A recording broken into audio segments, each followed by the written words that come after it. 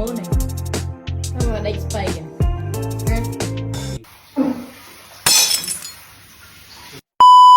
ngày Valentine នៅសន្តាគារ Hyatt Regency ថ្ងៃនោះខ្ញុំចង់ធ្វើវីដេអូនឹងឲ្យវាមានន័យបំផុតណាអ្នកទាំងអស់គ្នាប៉ុន្តែអូយខ្ញុំនិយាយមែនថ្ងៃហ្នឹងគឺខ្ញុំសុំហែកគេប្តីហើយនិយាយការពិតសន្តាគាររស់សុទ្ធតែផ្កាយ5ហើដល់តែ Hyatt ទាំងអស់គ្នាមើលផលិតភាពនៃសន្តាគារគេណែមើលមកគឺប៉និតហ្មងការដេគ័រគឺបែបពីដើមណាចាំប្តី check in យូរពេកក៏ប្រទះឃើញកៅវិតាមុនខ្ញុំសុំឲ្យថ្ងៃនឹងថតវីដេអូមួយប្តីបានសម្រេចផងចុះឃើញតែកាន់អញ្ចឹងមិនអត់ធ្ងន់ទេណាតើអស់គ្នាកែវនឹងធ្ងន់ខ្លាំងណាហើយនេះគឺជាទូដែលដាក់វត្ថុបុរាណរបស់គេអញ្ចឹងណាអញ្ចឹងរបស់ខ្លះយើងលួចប៉ះតិចតួចមានមកុដបុរាណចានក្អមកំសៀវអានឹងសិតតែជារបស់សម័យពីដើមតាមមើលដូចជំនាន់បារាំងអញ្ចឹងណាតើអស់គ្នាមើលទៅការដេគ័រនិយាយចំអារម្មណ៍ពេលនៅក្នុងសន្តាគារហ្នឹងយើងមានអារម្មណ៍ថាវាដូចទៅនឹងអតីតកាលវាដូចជាការផ្លាស់ប្ដូរមួយសម្រាប់សម័យកាលនៅមុខយើងហ្មងហើយសន្តាគារហ្នឹងគឺសម្បូរភ្ញៀវបរទេសមកច្រើនណានិយាយចំទៅគឺវាធំខ្លាំងហើយវាប៉និតខ្លាំងមែនតើហ្មងអានេះគឺជាផ្លូវដែលយើងទៅកាន់បន្ទប់តើអស់គ្នាចាអូយគឺធំខ្លាំងហ្មងណាបន្ទាប់ពីជិះជាដើរយន្តហើយខ្ញុំដើរពីអ្នកប្តីឡើងចង់ហត់ដែរហ្នឹងណាធម្មតាទ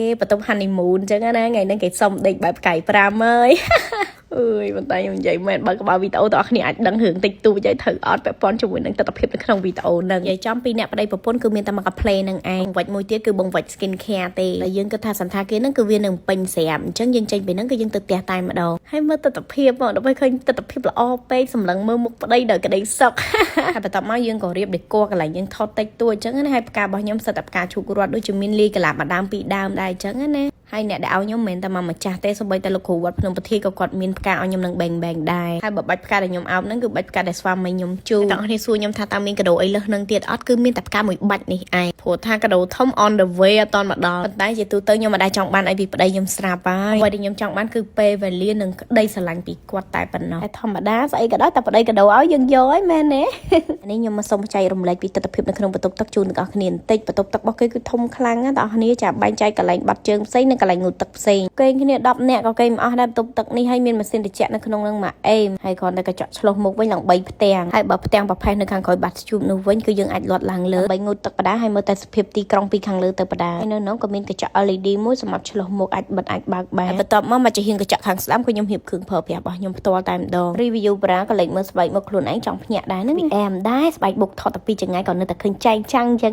ណាហើយនេះទាំងអស់នេះគ្រឿងដែលខ្ញុំប្រើសុទ្ធសឹងតែ brand នេះទាំងអស់សំខាន់ប្តីប្រពន្ធខ្ញុំលយដែរហ្នឹងណាបើគ្រឿង skin care គឺប្រើស្តៀងគ្នាសឹងទាំងអស់ហើយហ្នឹងពី night cream BB sun serum សាប៊ូដោះមុខលេខខ្លួនគឺថាប្រើត្រូវដូចគ្នាទាំងអស់ដល់ពេលកាលណាយើងចំណូលវាដូចគ្នាហ្នឹងវាមិនបែកទ្រ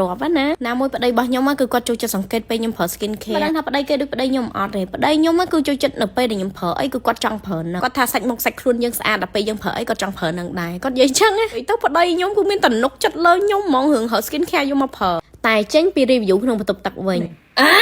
ញមកដេកស្បៃហ៎ទីម៉ោង2honeymoon អីម៉ោង2ហើ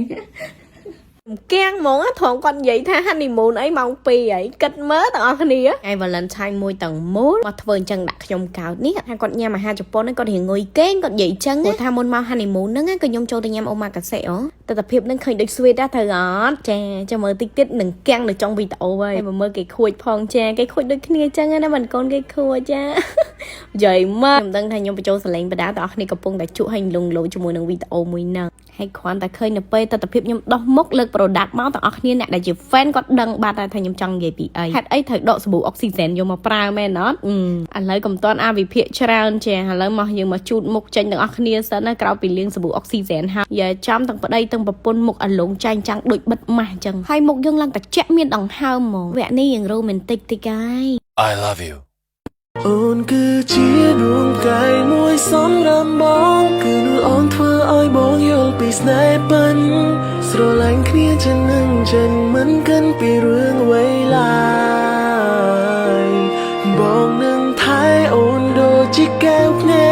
កមិនមាននាងជ្រែកស្នេហ៍យើងបានឡើយបន្ទាប់ពី sweet ហើ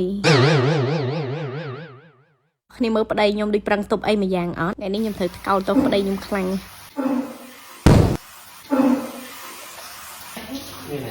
ងហៅមែននិយាយមែនឡើងខ្ទោទឹកទាំងអស់គ្នាខ្ញុំសួរគាត់ផោមមែនគាត់ថាអត់ទេដកដង្ហើមធំ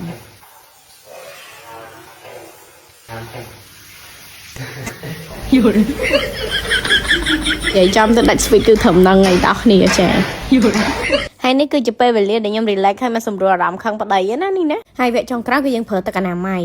ហើយចាំមើលអ្នកទាំងអស់គ្នានឹងឆ្ងល់ហើយហាចាឯងមុខទឹកហើយអត់ទៅ honeymoon នេះហើយមិនប្តីចាឯងពាក់កៅអញ្ចឹងបើអ្នកទាំងអស់គ្នាត្រូវឆ្ងល់គឺឆ្ងល់តាំងពីទាញសាប៊ូអុកស៊ីហ្សែនយកមកដោះម៉េះព្រោះសាប៊ូអុកស៊ីហ្សែនគឺប្រើប្រាស់នៅពេលព្រឹកមែនទេថាអត់អីទេតិចទៀតដឹងហើយមានអ្នកដឹងប៉ំហើយគ្រាន់តែឃើញប៉ុណ្ណឹងហើយរឿងអីហេតុអីថ្ងៃ honeymoon តែជាយាកបាយជាមើឥឡូវសុំលាបសាន់សារ៉ូមហើយដាក់ cushion មកតាំងពីលើសិនប៉ងរបស់ cushion នេះរៀងខុសគេបន្តិចគឺបាត់បែនបានមកឆ្ងាយអត់រឹងហើយអត់ស៊ីសាច់ម្សៅទៀតមកប្រអប់នឹងប្រើបាន3ខែអីយោអស់នេះឃើញដាក់មកប៉ក់សាច់ម្សៅឡើងម៉ត់ឈឹងហើយ full coverage ទៀតបិទបាំងស្នាមបានល្អមែនតើសំខាន់អុកមកគឺអត់ចាំបាច់ត្រូវតាប់អញញ៉ៃដាក់មកចូលផ្លាប់ហើយសំខាន់គឺវាម៉ត់ស្អាតចូលសាច់មុខហ្មងហើយបើនិយាយពីចិត្តទឹកវិញលោកអើយលោកមើលតែភាពចែងចាំងផ្លាតមកគឺដឹងហើយណាថាមានសំណើមប៉ុណ្ណេះហើយតែអស់គ្នានឹងឆ្ងល់ហេតុអីបានខ្ញុំហៅវាថា cushion powder cream ដោយសារតែការប្រើប្រាស់វាអត់ចាំបាច់ដាក់ម្សៅហុយពីលើទេវាមិនជាមួយនឹង powder cream របស់ប្រទេស Swiss ស្រាប់ដែលធ្វើឲ្យស្បែកមុខទាំងអស់គ្នាក៏លោហើយអត់ស្អិតហើយអ្នកដែលគាត់ស្លក់ខ្លាំងស្លេកខ្លាំងពន្លឺ powder cream ដែលកិនអំពីគុជខ្ចង់ហើយមាននៅក្នុង cushion មួយហ្នឹងគឺធ្វើឲ្យស្បែកមុខទាំងអស់គ្នាភ្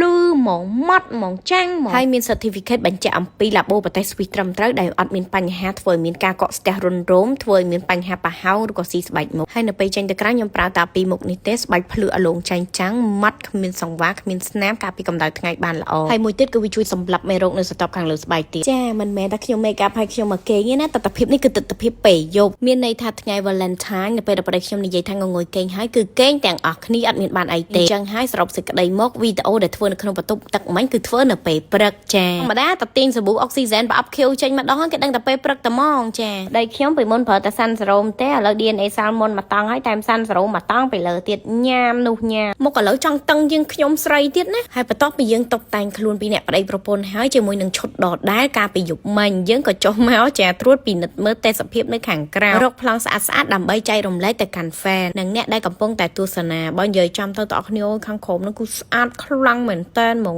ខ្ញុំមកពីយប់ដោយសារតែគេបិទភ្លើងអញ្ចឹងខ្ញុំអត់បានចូលមក review ជូនបងប្អូនទេហើយភាគច្រើននៅខាងក្រោមហ្នឹងភាគច្រើនខ្ញុំឃើញតែភ្ញៀវបរទេសបើចំពោះនំនេះគេឲ្យយើងញ៉ាំលេងមុនចូលទៅដល់អាហារពេលព្រឹកនិយាយមែនវាស្រួយឡំបើឲ្យនិយាយរសជាតិអត់ដឹងថារសជាតិអីឲ្យប្រកាសទេដឹងត្រឹមតែថានំហ្នឹងមកទទួលយកបានថាគៀល10កាយ5ចុងក្រោយបានត្រឹមតែមកដេកហើយមកញ៉ាំបាយព្រឹកមានបានអីមកបៀកមកផ្ទះមើលកូនធម្មតាខំថាទុកបែងជាមួយម៉ាម៉ាឯងបាន honeymoon មកយប់ហើយចុងក្រោយអត់លឹកក៏ដែរសូមអរគុណ